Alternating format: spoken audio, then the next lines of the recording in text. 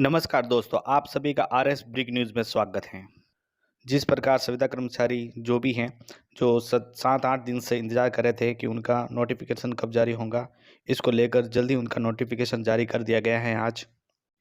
राजस्थान सरकार वित्त विभाग नियमानुभाग विषय प्रारंभिक शिक्षा के अधीन कार्यरत शिक्षाकर्मी, पैरा टीचर्स एवं ग्राम पंचायत सहायकों को Rajasthan contractual hiring to civil post rules 2022 के अंतर्गत लाए जाने हेतु पूर्व में निर्धारित किए गए पारिश्रमिक में संशोधन के संबंध में है।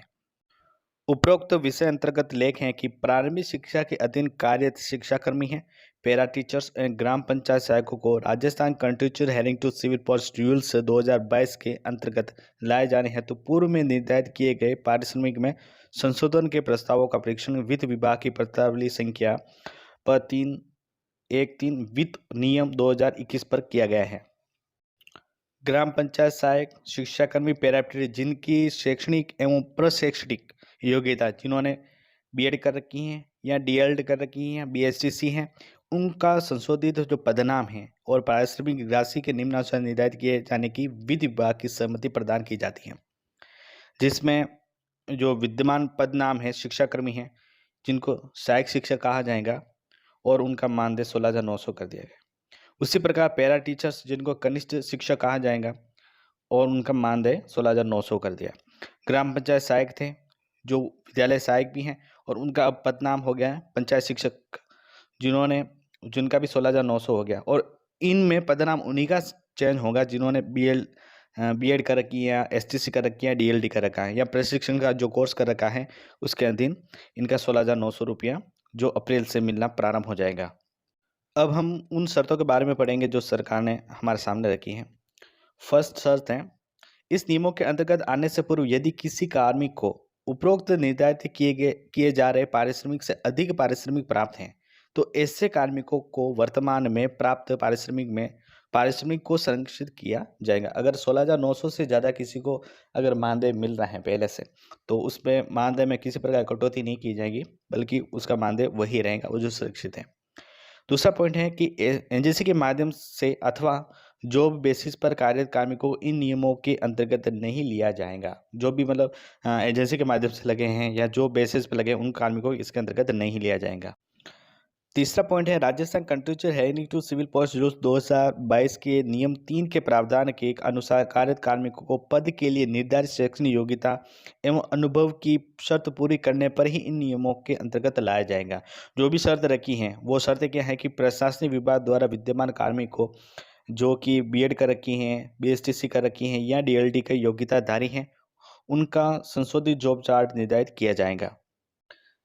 बिंदु नंबर 5 है, ऐसे विद्यमान कार्मिक जो कि बीएड या बीएसटीसी या डीएलडी योग्यताधारी नहीं हैं, उनका पूर्व में निर्धारित पदनाम एवं पारिश्रमिक यथावत रहेगा। यानी कि जो भी विद्यालय सहायक बच जाते ये डिग्री नहीं कर रखी है, उनका जो मानदेय है 10,400 ही रहेगा। 6 पॉइंट है कि Rajasthan contractual hiring to civil post rules 2022 के अंतर्गत उपरोक्त पदों के कार्मिकों को निम्नानुसार सेवा अवधि पूर्ण करने पर उच्चतर पारिश्रमिक एवं पदनाम पर दिए जाने वाली सहमति को प्रदान की जाती है। सबसे पहला पॉइंट है कि जो पदनाम है सहायक शिक्षक का है, तो उसमें बता रहा है अगर कोई सहायक शिक्षक का 9 वर्ष हो जाता है, तो उसके जो पदनाम होगा वो सहायक शिक्षक ग्रेड सेकंड होगा और उसका जो पारिश्रमिक होगा जो 29,600 होंगे। अगर सहायक शिक्षक 18 वर्ष कर लेता है तो सहायक शिक्षक ग्रेड फर्स्ट होगा, उसको 51,600 रुपये होंगे। 18 वर्ष में प्राप्त मानदेय में 2 वार्षिक वृद्धि जोड़कर निर्धारित किया जाएगा। पहले जो सहायक शिक्षक ग्रेड सेकंड था, तो उसमें जो विशेष विवरण में था कि 9 वर्ष प्राप्त मानदेय में 2 वार्षिक वृद्धि जोड़कर निर्धारित किया जाएगा। और अगर 18 वर्ष हो जाते तो उसके 18 वर्ष में प्राप्त मानदेय में 2 वार्षिक वृद्धि जोड़कर निर्धारित किया जाएगा, तो उसका मानदेय हो जाएगा 51,600। उसी प्रकार जो कनिष्ठ शिक्षक होंगे, अगर उनका 9 वर्ष होता है तो उनका पदनाम होगा कनिष्ठ शिक्षक ग्रेड सेकंड होगा, 29,600 होंगे और 9 वर्ष में प्राप्त मानदेय के 2 वार्षिक वृद्धि जोड़कर निर्धारित किया जाएगा।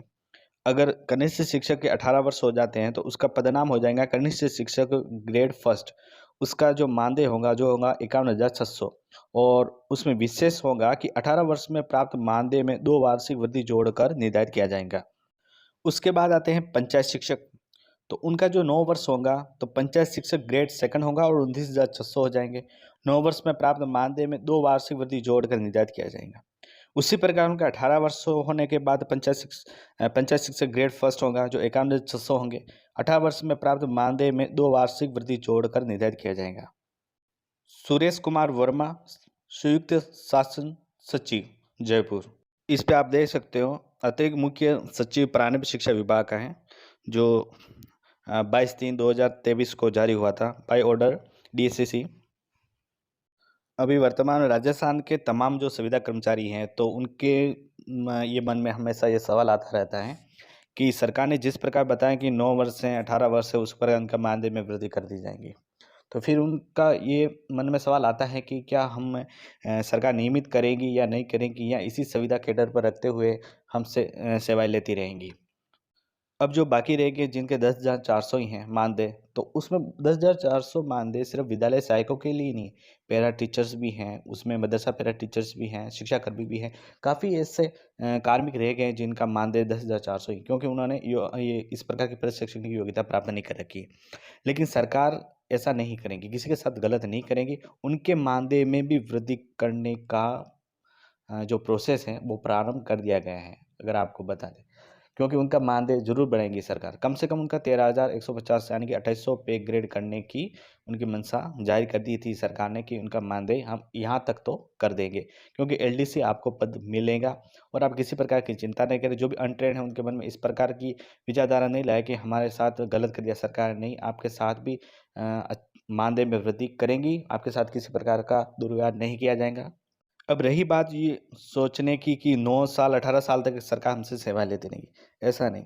सरकार अगर कार्मिकों को नियमित, उन्होंने कहा था कि हम स्क्रीनिंग के बाद जो भी कार्मिक हैं जो नियमों के अधीन आते हैं तो उनको हम परमानेंट कर देंगे, रेगुलर बना देंगे कर्मचारी। लेकिन ऐसा नहीं कि सभी के सभी नियमित कर्मचारी बन जाएंगे। इसमें ऐसे कर्मचारी भी होंगे जो नियमित उस दायरे में नहीं आते, क्योंकि सरकार तो शिथिलन दी है, इसका मतलब ये नहीं कि वो सभी के सभी नियमित हो जाएंगे। अगर उस नियमों के अधीन नहीं आते हैं तो वो अगर उनकी नौकरी किसी प्रकार की खतरे में नहीं है, वो 60 साल की एज तक वो नौकरी करेंगे और इस नियम के अधीन करेंगे। जो भी नियम बता रहे हैं ना, 9 साल 18 साल, वो उनके लिए रहेंगे जो नियमित रहने से बच जाते हैं, वो संविदा कर्मचारी इस पर काम करेंगे। और बाकी के जो नियमों के अधीन आते हैं, जो सरकार मापदंड रखती है नियमित करने का, तो उन नियमों के अधीन आएंगे तो उनको स्क्रीनिंग करके उनको परमानेंट कर दिया जाएगा। दोस्तों, अभी तक हमारे channel RS brick news channel को आपने सब्सक्राइब नहीं किया, चैनल को सब्सक्राइब करें, लाइक करें, शेयर करें। धन्यवाद दोस्तों।